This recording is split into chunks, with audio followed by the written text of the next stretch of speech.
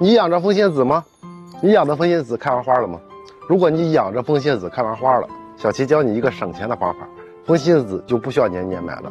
我这一盆呢，当时开花了，给大家做个视频，开花老美了。但是呢，开完花以后呢，它就不长了，为啥呢？其实长花苞也是一个两个的长，而且花苞花穗很短，花长得很小，这是正常的。我们可以这么理解，你看一开始葡萄风信子，它先去长根，长根，叶子就长出来了。然后呢，叶子长出来以后，它才去开花。哪怕开完花以后，它的叶子就一直保持这种形态，它不死不活的是咋的了？其实呢，它现在是在长根的阶段，它边上还会长小球，内部还会发一些小叶片，就是边上长出小球来了。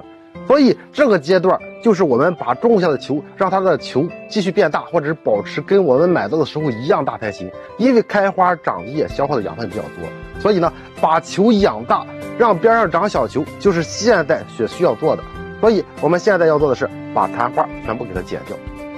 其实呢，这个昙花可以不剪的，因为我们在室内几乎是不给它授粉的。不给它授粉的话，它就不会结种子。然后呢，花杆自然干枯下去就没有问题。但是要剪的话，就是把从花以下剪掉就行了，选择在天气晴朗的时候剪。剪掉以后呢，就是养球，因为它的叶子在前期已经长足了、长齐了，不会再长新叶了啊，所以它开花了。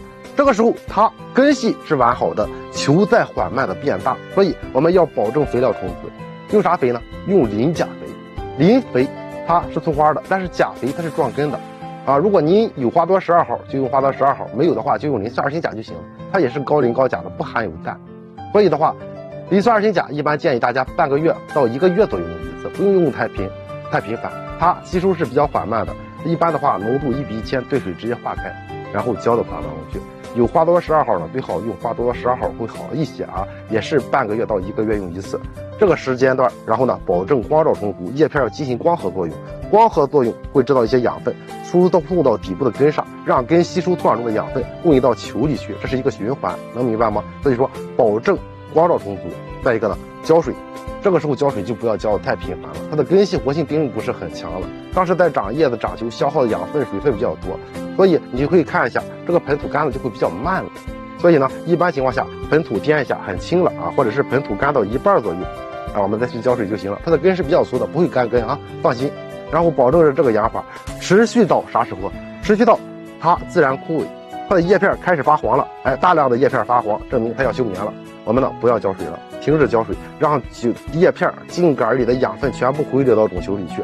然后呢，把这些干叶全部摘掉，把球取出来，放到一个阴凉通风的地方储存。等到来年秋季再种上，你会发现开花会比现在开的要好很多，懂了吗？这就是风信子，也就是我们说的葡萄风信子开完花以后处理的方法。养球，球会更大，而且边上长小球，而且年年能够孵花。学会了，别忘给小齐点个赞，点关注再走。